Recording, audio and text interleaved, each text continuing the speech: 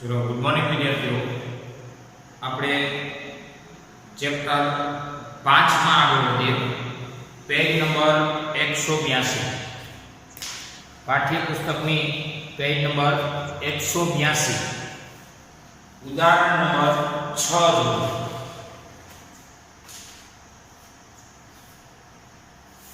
Chapter 5 નું ઉદાહરણ number 6. પ્રશ્નો છે, આકૃતિમાં દર્શાવેલ ચુંબકીય ક્ષેત્રરેખાની અમુક આકૃતિઓ ખોટી છે, એમાં હું ખોટું છે એ દર્શાવો. આમાંથી કેટલીક સાચી વિદ્યુત ક્ષેત્રરેખાઓ પણ દર્શાવે છે અને કઈ સાચી છે એ કહો. ખોટી છે તો હું કામ ખોટી છે એ કહો, અને સાચી છે તો શા માટે સાચી છે એ પણ કહો. કારણ સાથે ખરા ખોટા આપો. એમાંની કેટલીક આકૃતિઓ છે, ટોટલ 7 આકૃતિઓ છે. પેજ નંબર 183 પર એમાંની આકૃતિ એ ચુંબકીય ક્ષેત્ર રેખાઓની કઈ આકૃતિઓ સાચી છે કે કઈ આકૃતિઓ ખોટી છે તે કારણ સહિત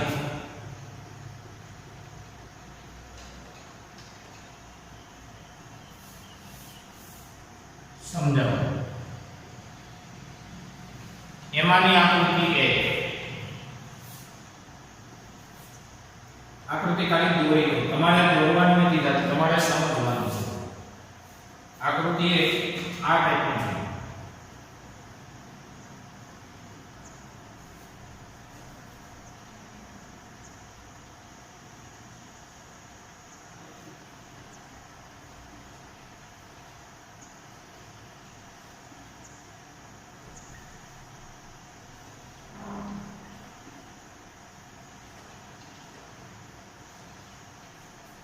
આ છે આકૃતિ એ.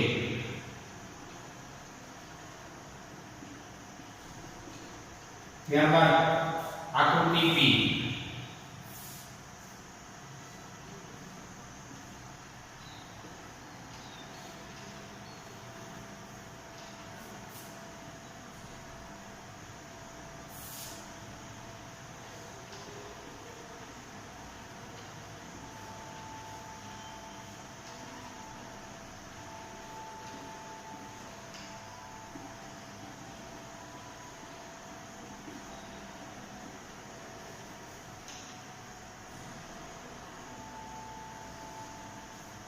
ત્યારબાદ આકૃતિ સી.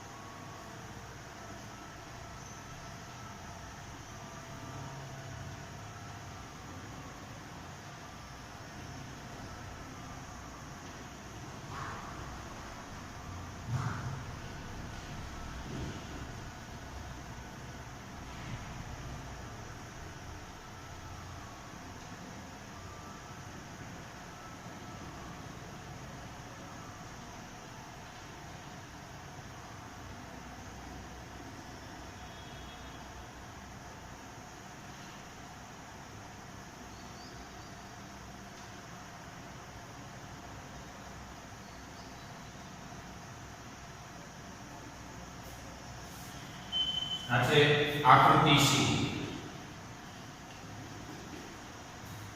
ત્યારબાદ આકૃતિ ડી.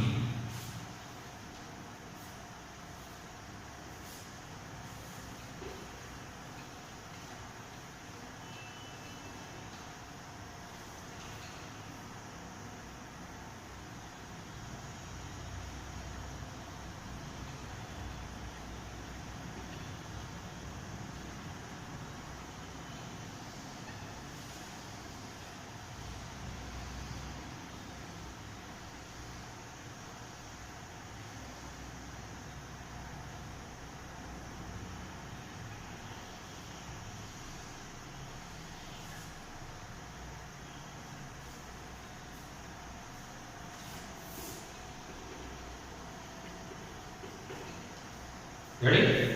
આ ચાર આકૃતિઓ પહેલા જોઈએ, પછીની ત્રણ જોઈએ. આકૃતિ 4 આપેલી છે હાલમાં, પછીની ત્રણ પણ જોઈએ. આનું શક્ય કારણ લખીએ કે કોણ ખોટું છે, કોણ સાચું છે.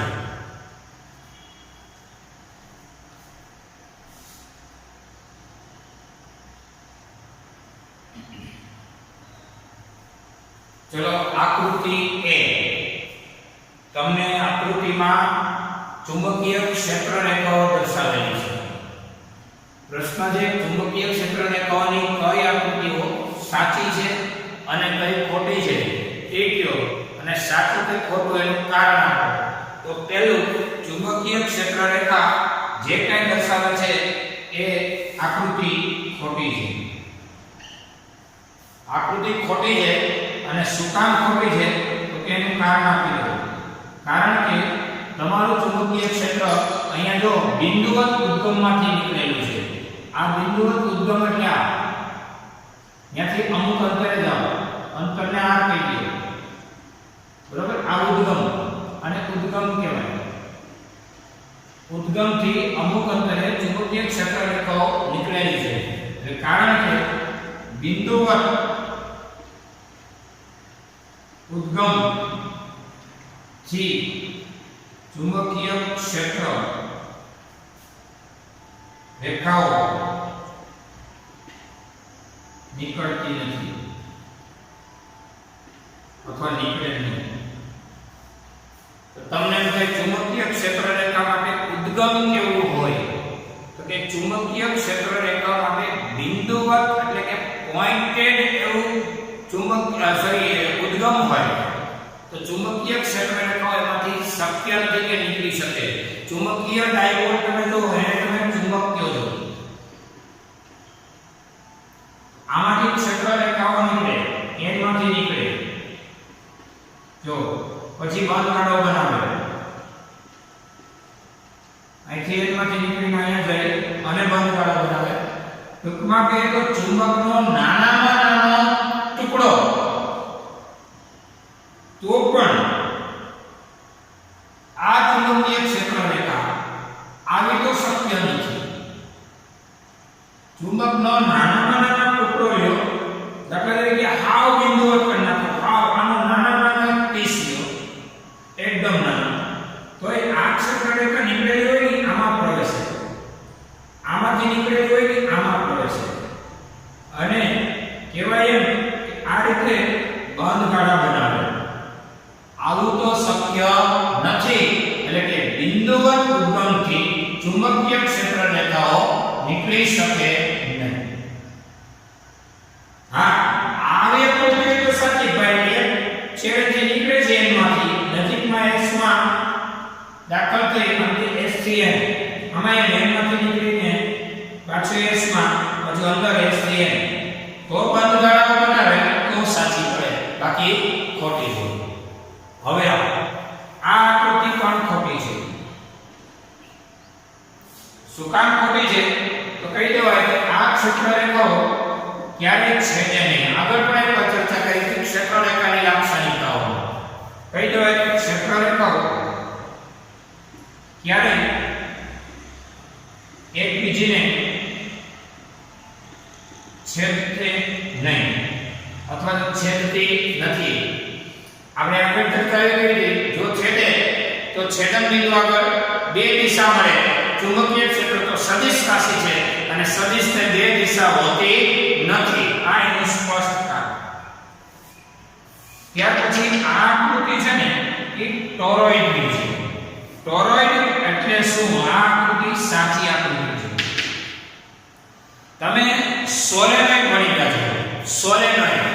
સોલેનોઇડના બે છેડાને જોડી દેવામાં આવે અને રિંગ બનાવી દેવામાં આવે એને ટોરોઇડ કહેવાય. જેની ચર્ચા આપણે ચેપ્ટર 4 માં બાકી છે. યાદ કરો તો ટોરોઇડ એટલે સોલેનોઇડના બે છેડાને જોડી દઈ અને વર્તુળાકાર વાળી દેવામાં આવે, રિંગ બનાવી દેવામાં આવે, એ રચનાને ટોરોઇડ કહેવાય. તો તમે જો સોલેનોઇડમાં અને ટોરોઇડમાં ફેરવી આ આકૃતિ સોલેનોઇડની છે, આ આકૃતિ ટોરોઇડની છે. સોલેનોઇડ આ આકૃતિ છે અને આ આકૃતિ ટોરોઇડ છે અથવા ટોરોઇડલ રિંગ કહેવાય. સોલેનોઇડના બે છેડાને જોઈન્ટ કરી દેવામાં આવે જેથી એક રિંગ જેવો શેપ બને. આ રચનાને ટોરોઇડ કહેવાય. તો સોલેનોઇડ માટે ચુંબકીય ક્ષેત્રરેખાની સાચી છે કે ખોટી એ કયો અને ટોરોઇડ માટે સાચી છે કે ખોટી એ કયો. ટોરોઇડ માટે સાચી છે. એનું કારણ કહી દો. કારણ કે ટોરોઇડમાં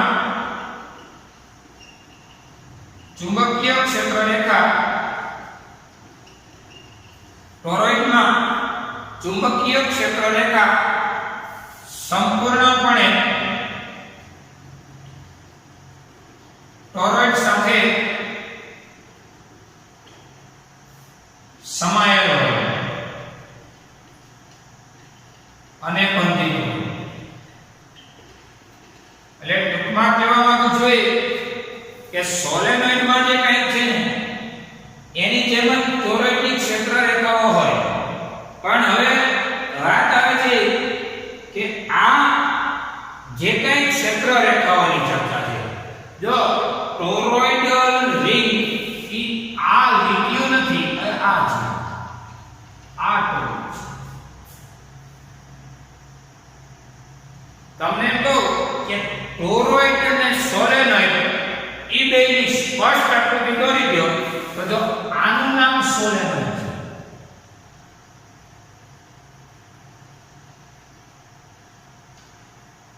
રેડી? આનું નામ શું છે? સોલેનોઇડ. આ સોલેનોઇડ છે. હવે ટોરોઇડ બનાવો છે.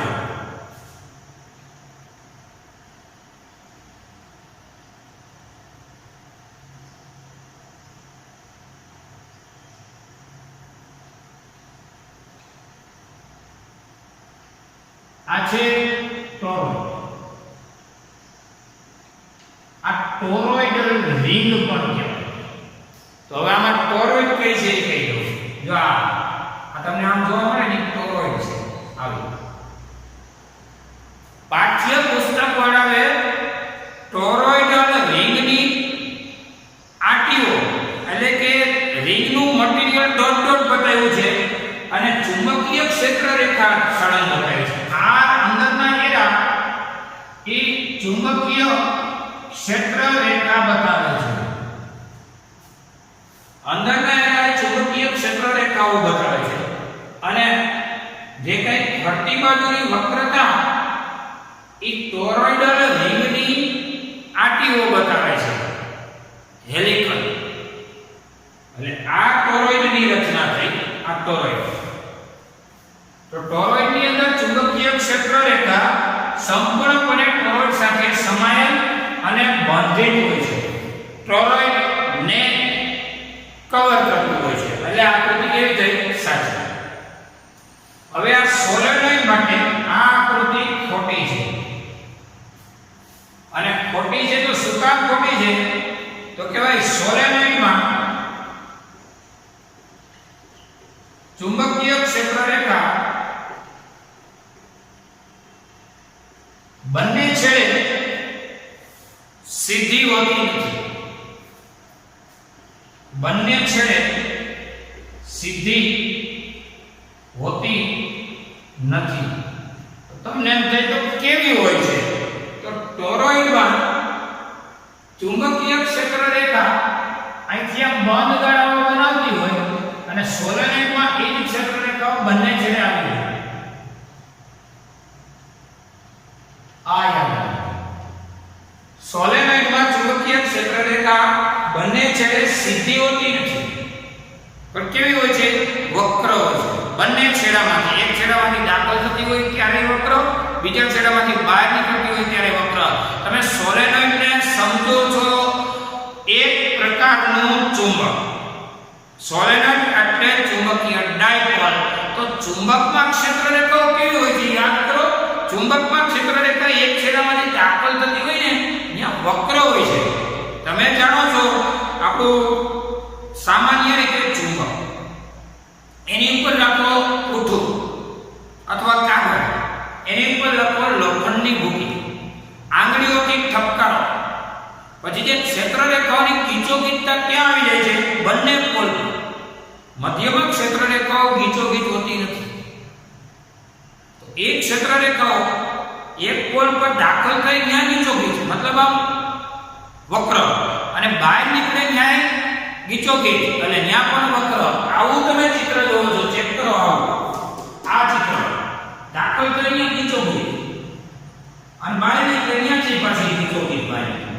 જ્યારે મધ્યમાં એટલી બધી ગીચતા હોતી નથી. તો સોલેનોઇડમાં સાચી આકૃતિ કઈ થાય? આગળ લખો. સોલેનોઇડની સાચી આકૃતિ આ થાય. જો આ સોલેનોઇડની સાચી આકૃતિ છે. દાખલ થાય ત્યાં ગીચોગીચ, પછી વચ્ચે સળંગ સીધી લીટી, બહાર નીકળે ત્યાં બહાર નીકળવા કારણે પણ ગીચતા. આ આકૃતિ સાચી છે. રેડી? આ ચારે ચાર આકૃતિને બહુ કાળજીથી જોઈ.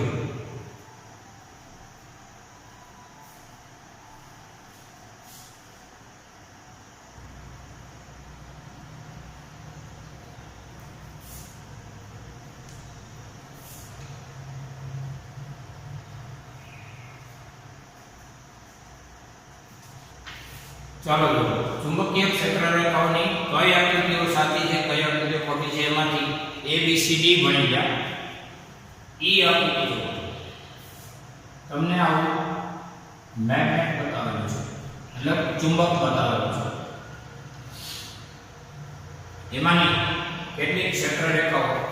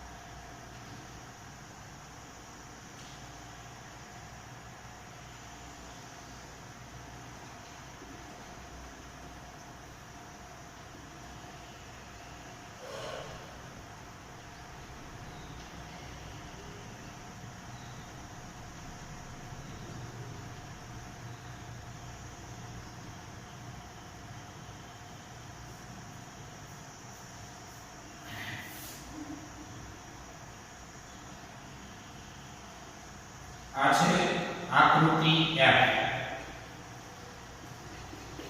આ આકૃતિ F સાચી છે કે ખોટી છે? તો કે આ આકૃતિ ખોટી છે. અને કામ ખોટી છે એનું કારણ કહેવાનું છે. આ આકૃતિ ખોટી છે. એક મિનિટ, આકૃતિ કઈ છે? A B C D E. A B C D E બંધ ગાળા તો બનાવે છે. સાચી છે. A B C D E આ આકૃતિ સાચી છે કારણ કે બંધ ગાળો બનાવે છે. જો આને તમે m કહી દો, ભલે એનો અર્થ હું તમને કહી દઉં IS. એટલે કહી દેવાનું કે ભાઈ ક્ષેત્ર રેખાઓ n માંથી નીકળી, કારણ કે n માંથી નીકળી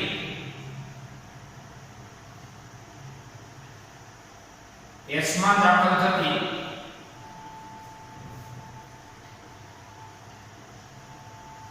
અને બંધ ગાળો બનાવતી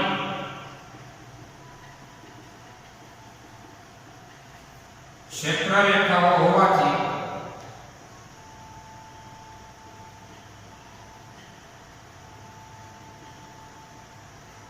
n માંથી નીકળી S માં દાખલ થતી અને બંધ ગાળો બનાવતી ક્ષેત્ર રેખાઓ આ રીતે અહીંથી નીકળેલી અમુક ક્ષેત્ર રેખાઓ અહીંથી આ બંધ ગાળો બનાવે જ છે. બંધ ગાળો બનાવતી ક્ષેત્ર રેખાઓ હોવાથી ચુંબક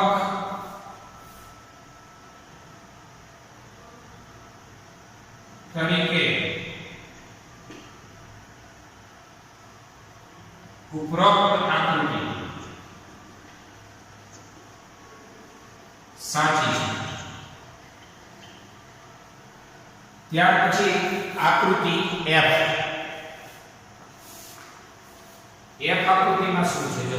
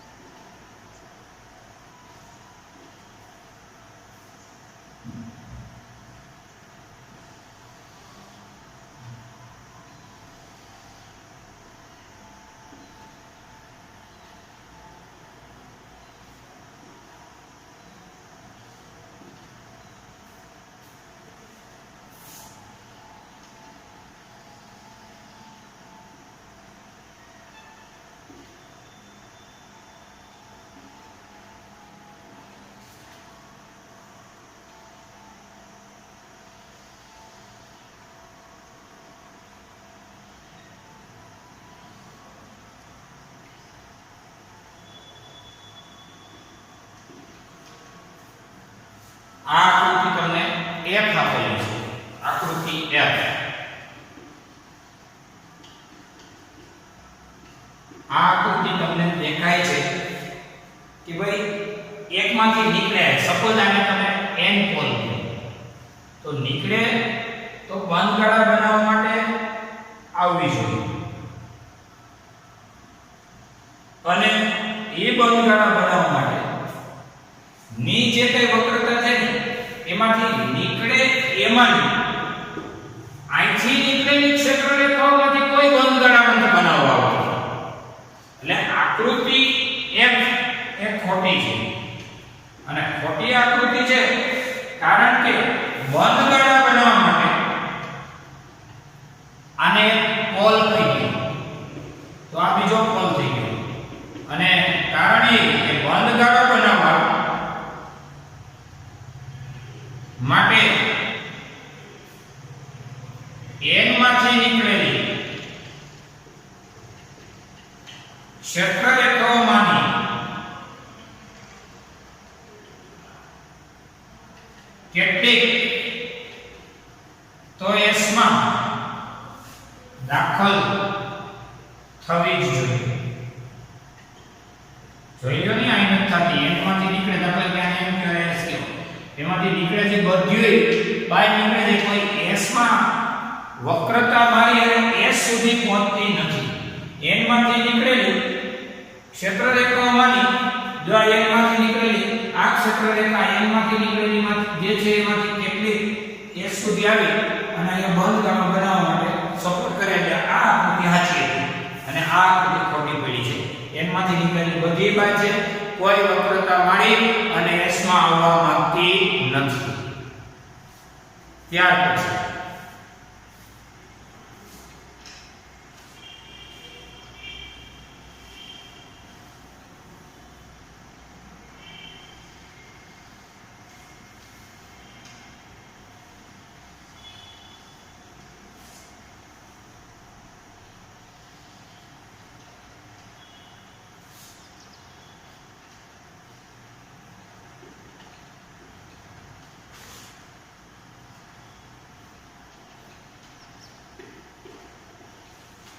n થી s સુધી આકૃતિ G.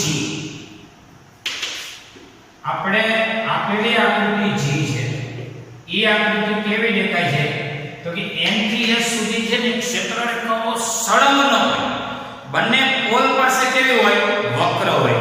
એ હિસાબે આપણે એને ખોટું પાડી દઈશું. આકૃતિ ખોટી છે કારણ કે આ બંને ધ્રુવ n અને s, કારણ કે બંને ધ્રુવ વચ્ચે ની ક્ષેત્રરેખાઓ બંને ધ્રુવો અથવા તો બે ધ્રુવો વચ્ચે ની ક્ષેત્રરેખાઓ અંત્ય બિંદુઓએ, અંત્ય એટલે છેડાના બિંદુઓએ એકદમ સીધી હોતી નથી. જો બંને છેડાઓએ, અંતિમ છેડાઓએ ક્ષેત્રરેખાઓ ક્યારેય એકદમ સીધી હોતી નથી. થોડી તો વક્ર હોય જ. અને આપણે સાચી આકૃતિ દોરવી ને સાચી તો આમ થાય. આ n રાખો નો પ્રોબ્લેમ, s રાખો નો પ્રોબ્લેમ, સીધી રાખો, પણ સીધી ક્ષેત્રરેખાઓ ક્યારે આંતરિક રીતે શક્ય નથી. આંતરિક રીતે અહીંયા તો વક્રતા જ આવી જાય, અહીંયા આમ વક્રતા જ આવી જાય. અને એક તો એ રાયુક્તા માત્રા છે એમાં ખોટી છે. બીજું ખોટું એ કે n માંથી નીકળીને s માં જવા માંગતી હોય. અહીંયા તો n થી s અને ક્ષેત્રરેખાઓની દિશા ઊંધી છે. બીજું એક કારણ કીધું, અહીં તો ક્ષેત્રરેખા પણ કારણ કે n માંથી નીકળે એ ક્યાં જાય ઊંધી છે. તો એ n માંથી નીકળે ને આ જે આકૃતિ આમ થાય n માંથી નીકળવી જોઈએ. s માં દાખલ થઈ અને s થી n હોવી જોઈએ. અહીં તો ક્ષેત્રરેખા પણ એક મિનિટ, હા, અહીં તો ક્ષેત્રરેખા પણ n માંથી નીકળવાને બદલે s માંથી નીકળતી હોય ને એવું લાગે છે. એટલે બંધ ગાળા બનાવવાની વાત અહીંયા કીધી કે આ આકૃતિ સાચી છે, આ બંધ ગાળા બનાવવાની બંધ આકૃતિ ખોટી છે. અહીં બે ધ્રુવ વચ્ચે ક્ષેત્રરેખાઓ અંત્ય બિંદુ પાસે એકદમ સીધી ક્યારે હોતી નથી, થોડી તો વક્ર જ હોય છે. એટલે આ વક્રતાની આતે આ વાત મુજબ એ આકૃતિ ખોટી પડે છે. બીજી રીતે ખોટી કઈ, n માંથી નીકળેલી હોય બાય s તરફ નીકળે અને દાખલ થઈ s થી n જાય છે. અહીંયા જો n થી s જાય છે એટલે ખોટી છે. રેડી? જોઈએ.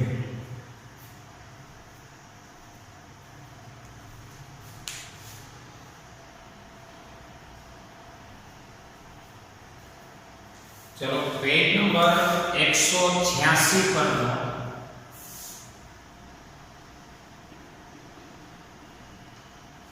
एक पॉइंट આપણે જરા જોઈએ. એનું નામ છે ચુંબકીય ડેક્લિનેશન ઓલરેડી તમે ભણી ગયા હતા કેપિટલ ડી અને એંગલ ઓફ ડી જેને કહેવાય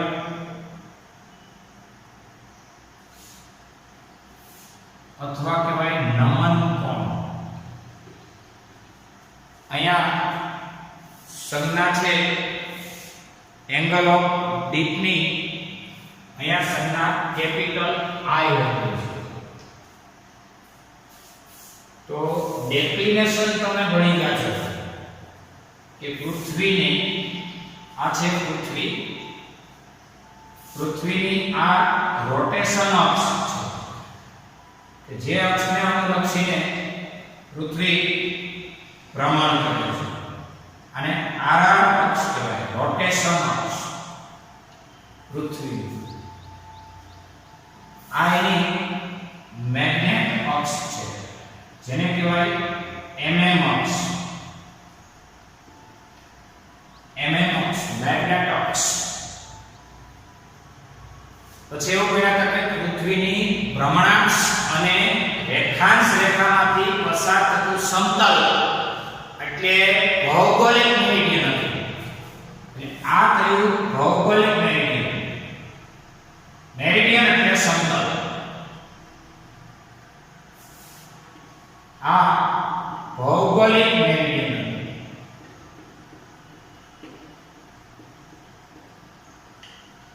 જ્યારે પૃથ્વીની ચુંબક અક્ષ અને ચુંબકીય ક્ષેત્ર રેખાઓમાંથી પસાર થતું સમતલ એટલે ચુંબકીય મેરિડિયન.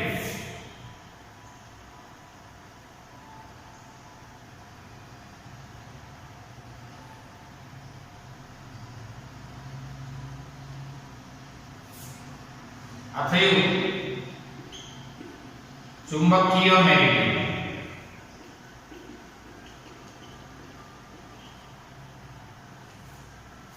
પૃથ્વીની ભ્રમણાક્ષ અને રેખાંશ રેખામાંથી પસાર થતું સમતલ એટલે ભૌગોલિક મેરિડિયન. પૃથ્વીની ચુંબકીય અક્ષ અને ચુંબકીય ક્ષેત્ર રેખામાંથી, કારણ કે ચુંબકીય ક્ષેત્ર રેખા આપણે આમાં જોઈ હતી, આમાંથી નીકળે આમાં જાય બંધ ગાળા બનાવે એટલે આ ચુંબકીય મેરિડિયન. બે મેરિડિયનો વચ્ચેનો ખૂણો એટલે આ કહેવાય છે ડેક્લિનેશન કેપિટલ ડી. અને આ ડેક્લિનેશનનું મૂલ્ય મોટા અક્ષાંશ માટે મોટું હોય છે, વિષુવવૃત્ત પાસે ઓછું હોય છે. દિલ્હી પાસે 0.41 અને મુંબઈમાં 0.58. એટલે દિલ્હી અને મુંબઈ આ બે સ્થળો ભારતના એવા થયા કે ત્યાં લગભગ સાચી ઉત્તર અને સાચી દક્ષિણ દિશા આપણું મેગ્નેટ બતાવે. કયું મેગ્નેટ? હોકાઈ અંચળમાં રહેલું સોયાકાર ચુંબક ભારતના દિલ્હી અને મુંબઈ જેવા સ્થળે રાખવાથી લગભગ સાચી ઉત્તર કે સાચી દક્ષિણ દિશા બતાવે. અન્ય જગ્યાએ તો આ ડેક્લિનેશનનું જે કંઈ મૂલ્ય છે એ વધતું છે. ભૂપૃષ્ઠની દ્રષ્ટિએ મુંબઈ અને દિલ્હીનું સ્થાનને આપણે ચર્ચા કરી જોઈ છે. હવે આ ડેક્લિનેશનની વાત કરીએ. એંગલ ઓફ ડીપ કોને કહેવાય છે એની આપણે ચર્ચા કરીએ. એંગલ ઓફ ડીપ એટલે શું? જેને કહો છો નમન કોણ એટલે શું? તો કે નમન કોણ એટલે પૃથ્વીની સપાટી અને ચુંબકીય ક્ષેત્રરેખા વચ્ચે બનતો ખૂણો, અથવા તો ચુંબકીય ક્ષેત્રરેખા એને પૃથ્વીની સપાટી સાથે બનાવેલ કોણને નમન કોણ કહેવાય.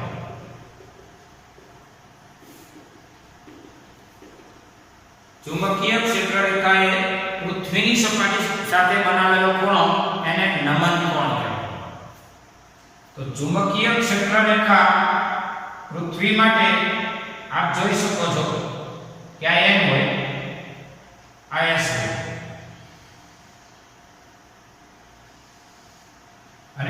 માંથી નીકળી S માં દાખલ થતી હોય તો પૃથ્વીની સપાટી તમે જોઈ શકો. દાખલા તરીકે અહીંયા ક્ષેત્રરેખા આમ છે અને પૃથ્વીની સપાટી આમ છે. આ બિંદુએ એંગલ ઓફ ડિપનું મૂલ્ય થાય 90 ડિગ્રી. ફરીથી બોલું છું, પૃથ્વીની સપાટી અને તે સપાટી નજીકથી નીકળેલી ચુંબકીય ક્ષેત્રરેખા એ બે વચ્ચેનો ખૂણો એટલે એંગલ ઓફ ડિપ. દાખલા તરીકે આ ક્ષેત્રરેખા અહીંથી આમ પસાર થઈ તો આ બિંદુએ જોવા જાવ ને, આ બિંદુએ જેનું નામ કહેવાય ચુંબકીય વિષુવવૃત્ત. આનું નામ કેવું છે તમે? ચુંબકીય વિષુવવૃત્ત.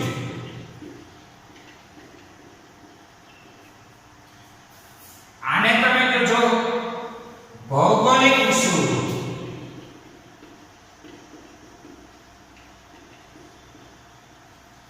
આને કયો કહો? ચુંબકીય વિષુવવૃત્ત. આ ભૌગોલિક વિષુવવૃત્ત છે અને આ ચુંબકીય વિષુવવૃત્ત છે. ચુંબકીય વિષુવવૃત્ત.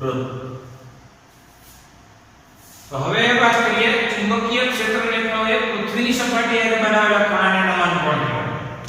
ચુંબકીય ક્ષેત્રરેખાની બહાર નીકળી પૃથ્વીની સપાટી આમ છે, નમન કોણ 90. ચુંબકીય ક્ષેત્રરેખા આમ છે, પૃથ્વીની સપાટી આમ છે, નમન કોણ કેટલાનો? તો કે આ લેવલે જાઓ તો તમને નમન કોણનું મૂલ્ય મળે છે 0 ડિગ્રી.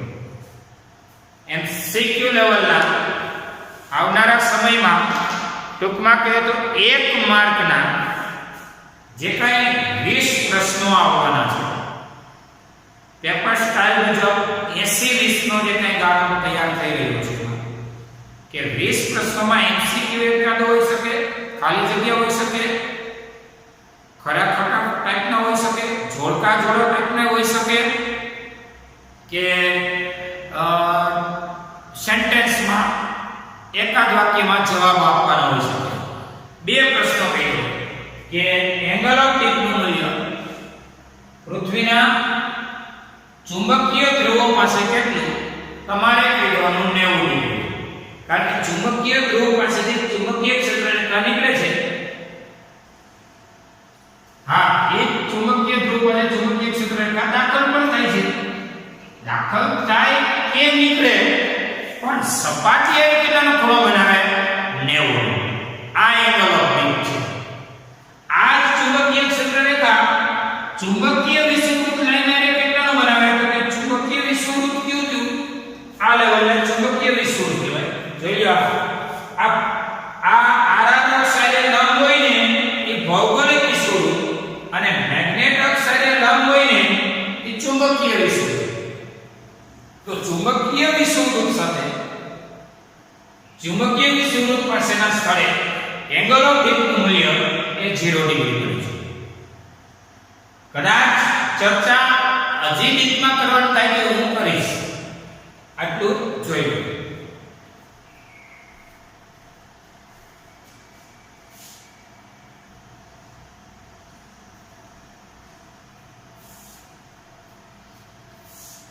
વ્યાખ્યા આપો.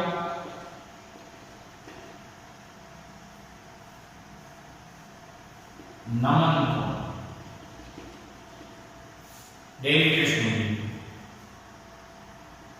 લાસ્ટમાં તમે ઉદાહરણ નંબર 6 ભણી ગયા. સમજૂતી સાથે આપવાનું. વ્યાખ્યા નહીં, ટૂંકમાં સમજાવો. નમન ટૂંકમાં સમજૂતી આપો. નમન ઈ બે માં આ એક અહીંયા આપણો લેક્ચર પૂરો થાય. જોયું.